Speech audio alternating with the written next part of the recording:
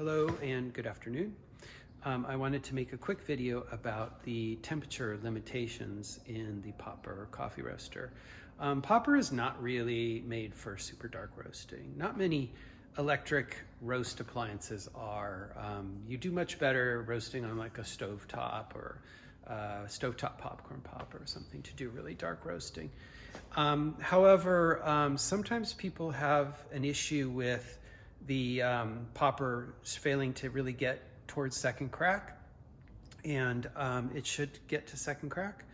And sometimes after many roasts, they're seeing a dropping temperature capacity from the popper. So I wanted to address that.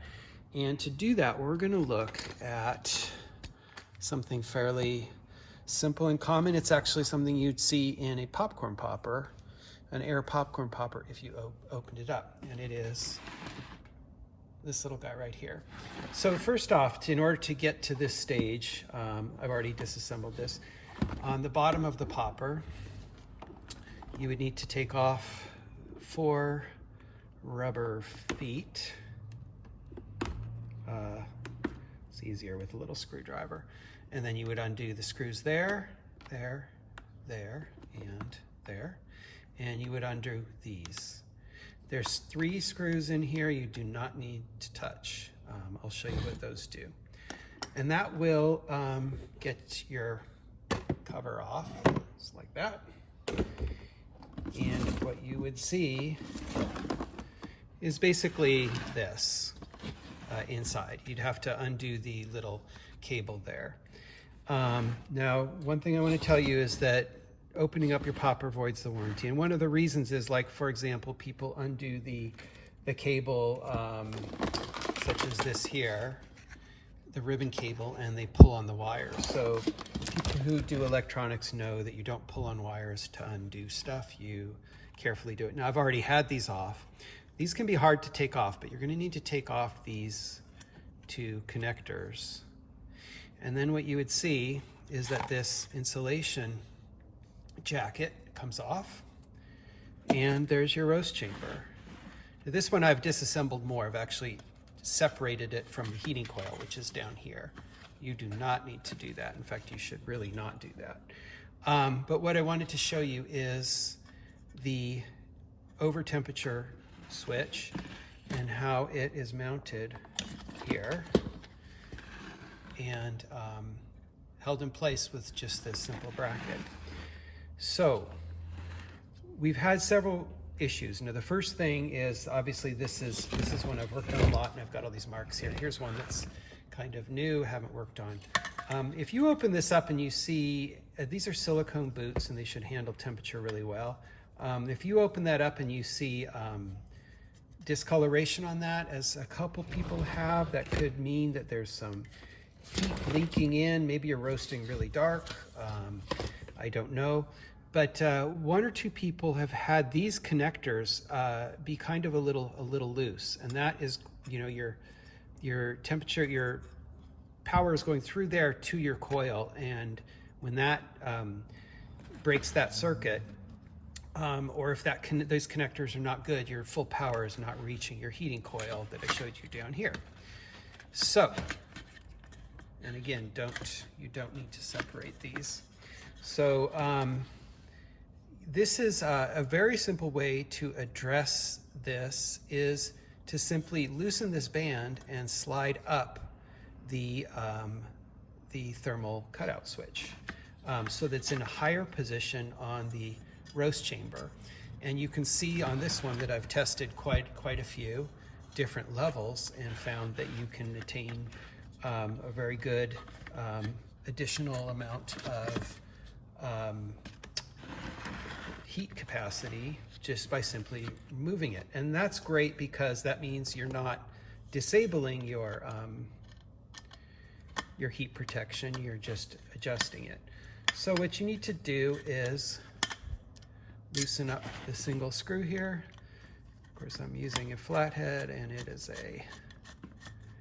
and that's enough to slide it up. Now, something you should notice here is that, and I'll get a better picture of this, is there is a flat area you can see a mark inside the roast chamber, and that is right here, about there. That's the top of it. And it corresponds here to the area that this slides on. Now sometimes when you get this, the thermal switch is mounted in a position where the two ears on it that you can see behind the band there are vertical. That kind of limits the range that you can move up. So I move it horizontal as such, and then slide it to the very top. And at some point, that is going to stop contacting, as you can see, the flat area. Now, if you do that, your roast is going to have the capacity to get quite dark because it's no longer making a really full contact between the flat area and the thermocouple. It's not a good thermal contact. Now, I like to slide it right to the top of where it's still making a full connection here with this flat area. If you want, you can go just a little higher, and I guarantee you that you're going to find some more higher temperature capacity from the popper.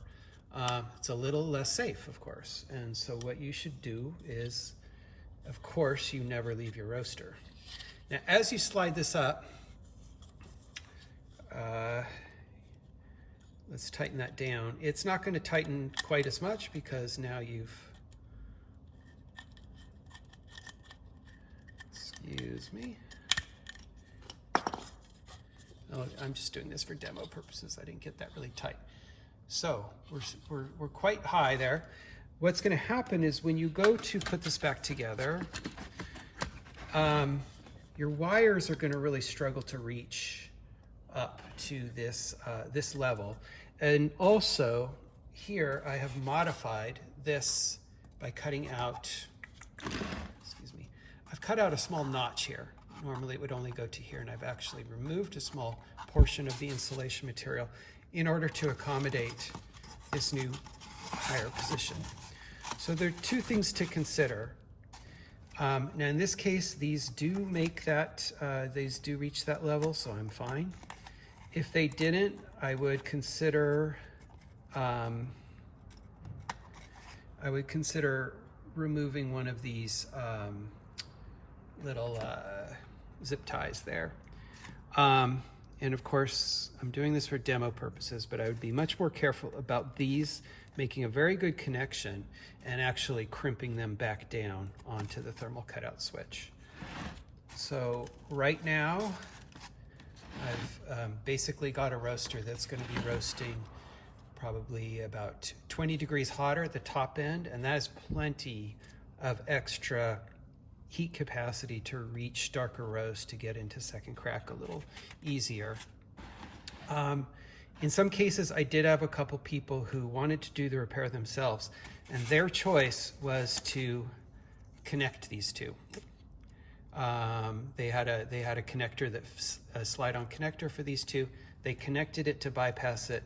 They strapped it on here so it wasn't in the way of the electronics. Now you have full heat and no safety.